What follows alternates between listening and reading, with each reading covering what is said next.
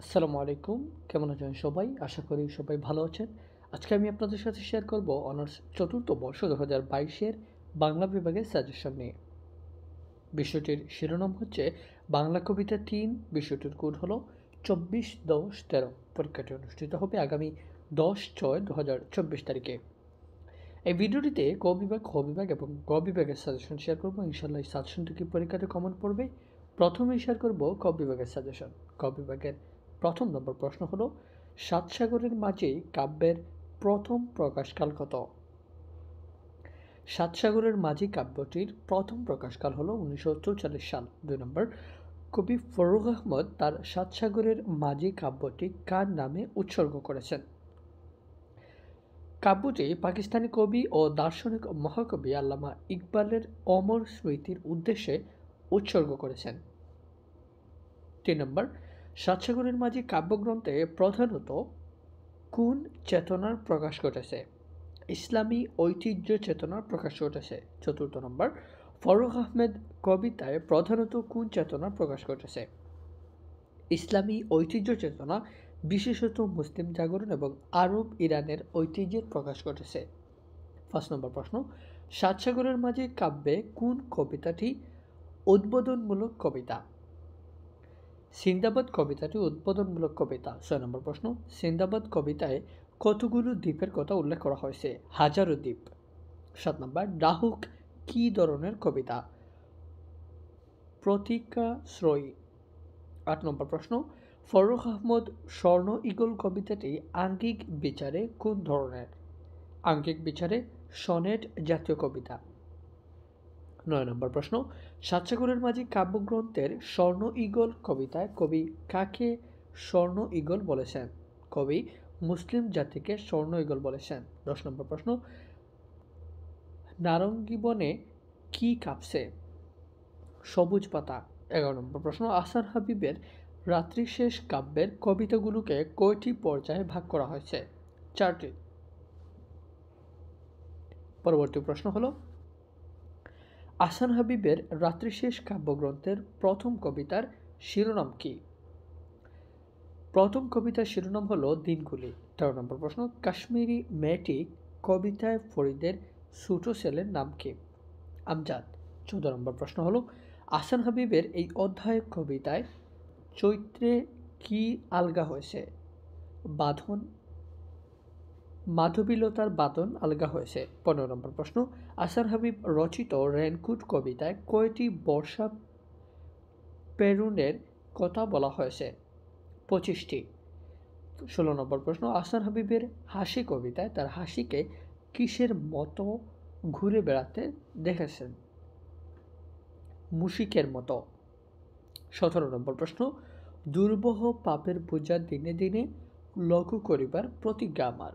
রাত্রিশেষ কাব্যের কোন কবিতায় কবি এই প্রতিজ্ঞা করেছেন? স্বাক্ষর কবিতায়। ১৮ নম্বর প্রশ্ন হলো বন্দি শিবির থেকে কাব্যের প্রথম কবিতার শিরোনাম কি? প্রথম কবিতার শিরোনাম তোমাকে পাওয়ার জন্য হে স্বাধীনতা। ১৯ নম্বর প্রশ্ন, শামসুর রহমানের বন্দি শিবির থেকে কাব্যগ্রন্থটি কত সালে প্রথম প্রকাশিত হয়? ১৯৭২ সালে। ২০ নম্বর প্রশ্ন,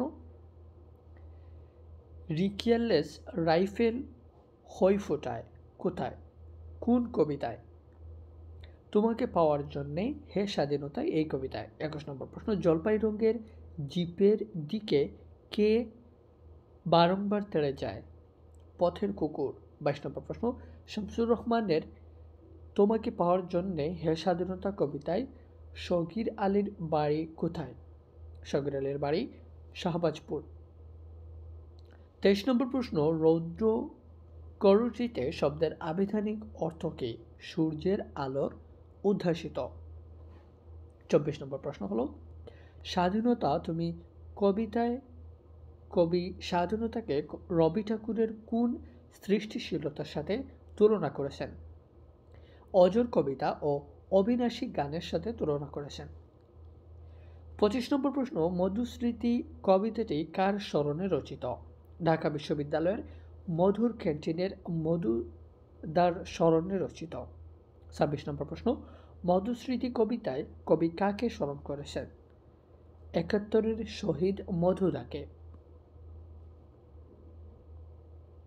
27 নম্বর প্রশ্ন, রক্তাক্ত প্রান্তরে কবিতাটি কাকে নিয়ে রচিত? রক্তাক্ত প্রান্তরে কবিতাটি মুনির চৌধুরীকে নিয়ে রচিত। 28 নম্বর প্রশ্ন, হাসান হাফিজুর রহমানের প্রথম প্রকাশিত কাব্যগ্রন্থের নাম কি?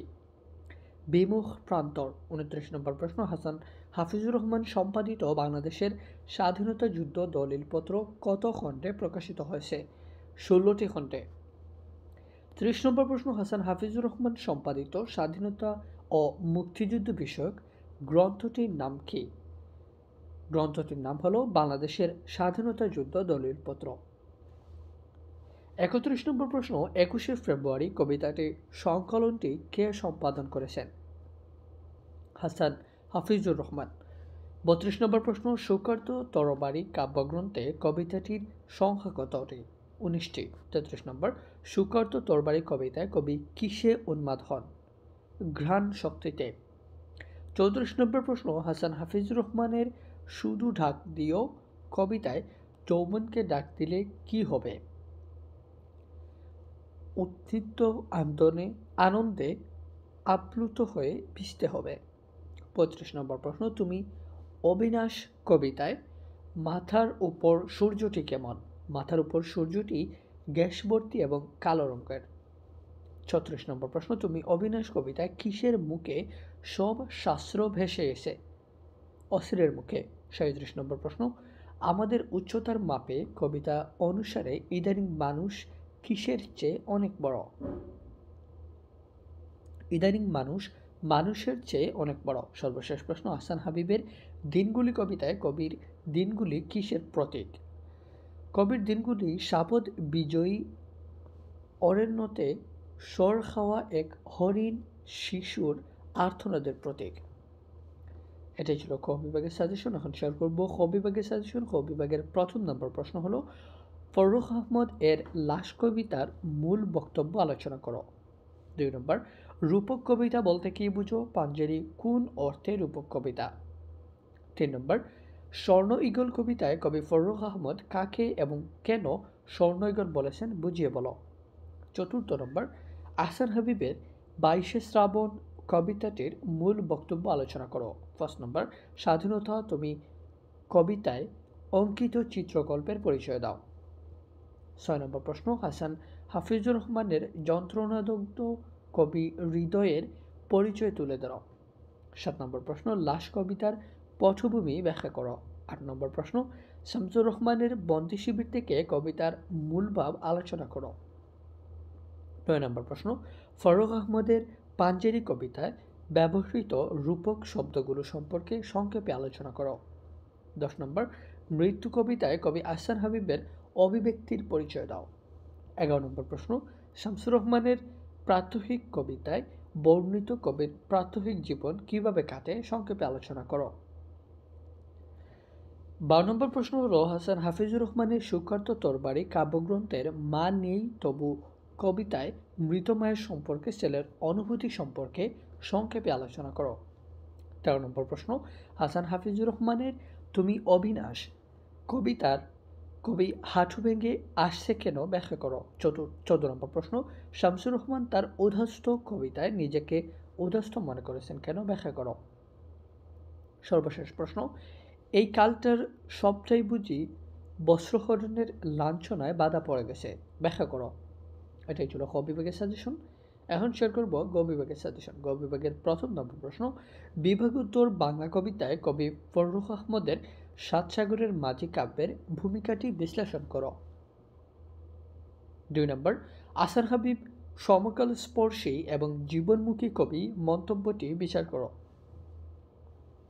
3 নম্বর, আহসান হাবিবের কবি মানুষের বৈশিষ্ট্য সম্পর্কে আলোচনা করো। 4 নম্বর, বন্দি শিবির থেকে কাব্যগ্রন্থ অবলম্বনে কবির স্বদেশ প্রেমের স্বরূপ বিশ্লেষণ করো। 1 নম্বর, স্বাধীনতা তুমি কবিতার শিল্পমূল্যটি বিচার করো। 6 নম্বর, রূপক কবিতা কাকে বলে রূপক কবিতা হিসেবে পাঞ্জারির সার্থকতা বিচার করো। 7 নম্বর, বন্দি শিবির থেকে কাব্যগ্রন্থের শিল্প সফলতা সম্পর্কে আলোচনা করো।